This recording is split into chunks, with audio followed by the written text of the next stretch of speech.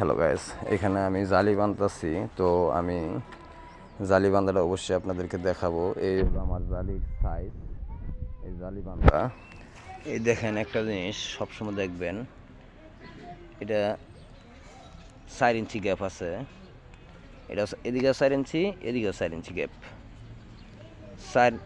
চার ফেসের বানগুলি সম্পূর্ণ 4 ফেসের।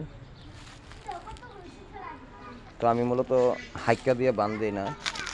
আমার সব মানে রড বান্ধার পেঁচ হইলো 4টা হাতে বান।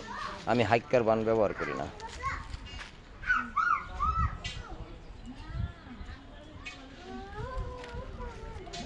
যাই হোক গ্যাস, যদি আমার এই জালি বান্ধার মধ্যে কোনো ভুল থাকে, মানে অন্য কৌশলে কোনো বান্ধার সিস্টেম থাকে, তাহলে অবশ্যই কমেন্ট করে জানাবেন। যারা যারা জানেন, অনলাইনে যারা কাজ করেন রাজমিস্ত্রি, অবশ্যই তাদের মধ্যে যদি কোনো মানে জানা থাকেন কীভাবে, তাহলে অবশ্যই কমেন্ট করে জানাবেন যে কীভাবে হচ্ছে কি না হয় না।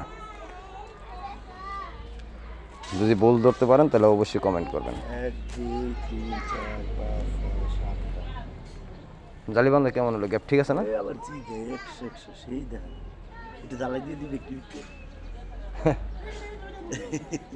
যাই হোক গ্যাস, আপনারা অবশ্যই কমেন্ট করবেন কেমন হলো। না, এইসব রডে জ্বালাই দিই না, কারণ এটা জ্বালাই দিলে সুবিধা, কিন্তু জ্বালাই দেওয়া ভালো না, কারণ ফাইটা যাবো গা। জ্বালাই তো ছুটতো না এই রডের বানটা অনেক সময়।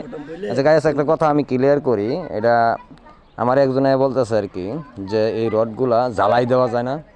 কিন্তু না, মূলত এই রডগুলা জ্বালাই কেন দেওয়া যায় না এটা আমি বলি। এটা এটা যখন কখনো ভূমিকম্প হবে, এটা ঝুঁকিন করব, মানে জাকি দিবে, কিন্তু স্প্রিং করবে। আর যদি এটা ওয়ার্লিং করা থাকে, তাহলে কিন্তু খাঁচাটা লড়বে না, স্প্রিং করবে না। তার জন্য বিল্ডিংটা ঝুঁকিপূর্ণ হয়ে যাবে, ফাইটা যাবে। আর এটা যখন আপনার বান থাকবে, তখন কিন্তু আপনার ভূমিকম্পে ঝুঁকি পারবে, কিন্তু ফাটবে না। এই জন্য কিন্তু মূলত এই কাজগুলি অনেকেই বলে যে এটি গুণাদা বান্না দিয়া ওয়ার্লিং করে দিলেই পারে, কিন্তু না, এখানে ওয়ার্লিং খাটে না, এখানে বানই খাটে। কারণ বানটা পারফেক্ট, ওয়ার্লিংটা পারফেক্ট না। ওয়ার্লিং ভূমিকম্পর জন্য এটা টাইট হয়ে যাবে, টাইট হয়ে গেলে এটা ভূমিকম্প হলে ফাটা যাবে। আর যখন এটা বান থাকবে, তখন রডগুলোই স্প্রিং করবে, কিন্তু ফাটবে না। এই জন্য কিন্তু আমরা এই ইঞ্জিনিয়াররা কখনো এটা ওয়ার্লিং দিবে না, এটা আমরাও কখনো ওয়ার্লিং দিই না। এটা আমরা সবসময় গুণা দিয়ে বান দিই। ভালো থাকবেন, আল্লাহ হাফেজ।